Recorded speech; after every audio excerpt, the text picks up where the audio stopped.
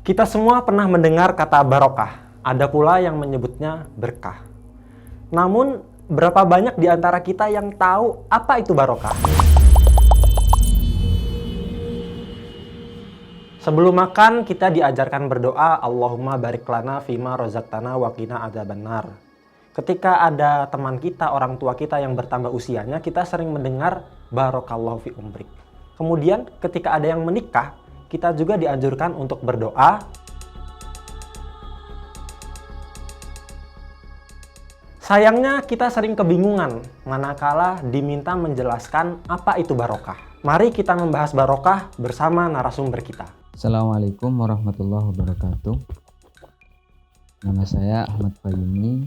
Beliau adalah alumni Pondok Pesantren Lirboyo yang sekarang menjadi pengurus Lajnah Bahsul Masail atau LBM Pondok Pesantren Lirboyo, sebuah lembaga yang mewadahi diskusi serius, diskusi mendalam terkait persoalan fikih dan persoalan-persoalan keagamaan lainnya.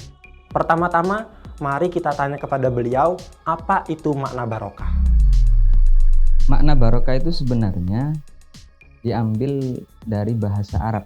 Kata barokah itu diambil dari bahasa Arab. Cara kajian bahasa memiliki 3 makna. Makna pertama adalah tumbuh berkembang. Makna kedua adalah menetap dan kontinu. Makna ketiga adalah keberuntungan. Ini kajian secara bahasa. Ketika ditarik kepada kajian yang bersifat agama atau keagamaan, dalil-dalil syarat, maka yang dimaksud dengan barokah adalah keselamatan dalam urusan agama. Juga kepada urusan berlipat gandanya pahala yang kita dapatkan.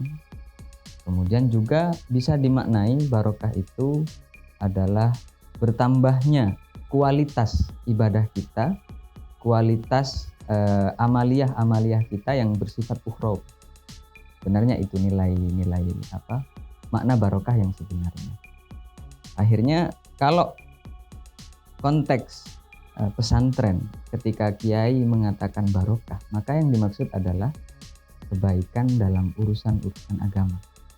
Misal kita mendapatkan harta, sekalipun sedikit, harta ini bermanfaat untuk kita, untuk kebaikan kita, untuk menunjang amaliyah ibadah kita, membantu fakir miskin dan lain sebagainya. Ada orientasi keagamaan tetap di sana. Nah, itu hakikat barokah yang sebenarnya ketika dibenturkan dengan nilai-nilai agama. Nah, ini yang perlu kita luruskan, bahwa barokah tidak mesti ada pada sesuatu yang berlimpah ruah, seperti uang yang banyak, ilmu yang berlimpah, jabatan yang tinggi. Barokah sangat mungkin justru berada pada sesuatu yang kecil, yang sedikit, bahkan dianggap remeh. Jadi, barokah adalah penentu kualitas dari segala hal, tak peduli apakah kuantitasnya banyak ataupun sedikit. Secara real, untuk menggambarkan barokah itu ulama mengklasifikasi menjadi 2. Ada barokah itu yang nampak, dirasakan, bisa dirasakan oleh tiap individu mungkin. Di sana dicontohkan seperti penghasilan yang terus bertambah, amal ibadah yang terus bertambah, dan lain sebagainya lah. Ada juga barokah itu yang mungkin kurang disadari karena tidak nampak, seperti berkurangnya kebutuhan kita. Ini barokah. Ya. Penghasilan kita sedikit, tapi kebutuhan kita semakin sedikit. Tentu ini keberkahan bagi kita sebenarnya. Jangan dikira ini bukan keberkahan. Demikian contoh realnya. Ada juga misal kita menulis karya ilmiah. Terus yang memanfaatkan banyak sekali. Ini pun bisa kita artikan sebagai manifestasi atau perwujudan dari barokah yang sebenarnya. Kemudian seperti contoh juga ketika kita mendapatkan rezeki yang sedikit, nggak seberapa ya, tapi ini tapi kita masih bisa berbagi dengan orang lain. Tentu ini wujud dari keberkahan sebenarnya. Oke, kita telah selesai membahas apa itu barokah dan bagaimana penggambarannya secara real. Kita jadi mengerti bahwa barokah adalah sesuatu yang sangat penting, sehingga wajar-wajar saja banyak orang yang mendambakannya. Namun, bagaimana cara memperoleh barokah? Sebenarnya jalan menggapai barokah itu sangat banyak. Sebagaimana banyaknya jalan menuju Roma menurut saya. Bahkan salah satu ulama itu sekitar abad 8 ya, 8 Hijriah. Ada satu ulama yang mengarang kitab. Itu judulnya Al-Barokah fis Sa'yi wal Harokah.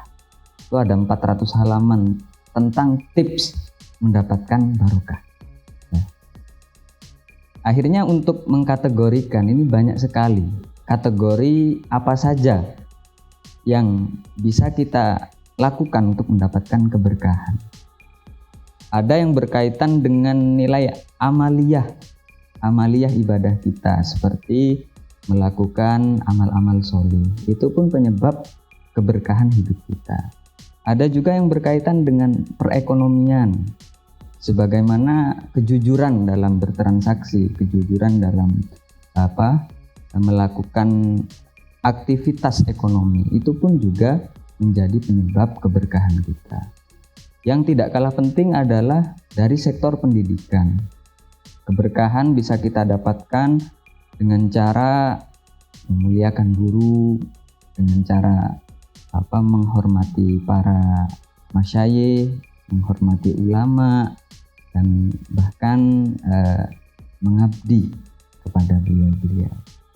Juga tak kalah menarik dalam urusan pernikahan. Dalam literasi kita pun banyak sekali menyebutkan, saya kasih satu contoh saja, bahwa sedikitnya mahar yang diminta oleh perempuan ini juga ada nilai keberkahan, bisa menyebabkan keberkahan dalam pernikahan. Begitulah yang dikatakan para ulama demikian. Bisa jadi itu yang dimaksud begini, ketika perempuan itu meminta mahar yang sedikit, akhirnya tidak memberatkan suami. Kemudian ketika tidak memberatkan suami, akhirnya terciptalah hubungan harmonis di antara keduanya. Ketika tercipta hubungan harmonis di antara keduanya, kemudian lahirlah waladun sholih, anak-anak sholih dari keduanya. Begitulah mungkin sedikit cuplikan tentang hal-hal yang menyebabkan keberkahan dalam hidup kita. Artinya sangat banyak. Demikian Limpedia kali ini, semoga bermanfaat dan semoga barokah.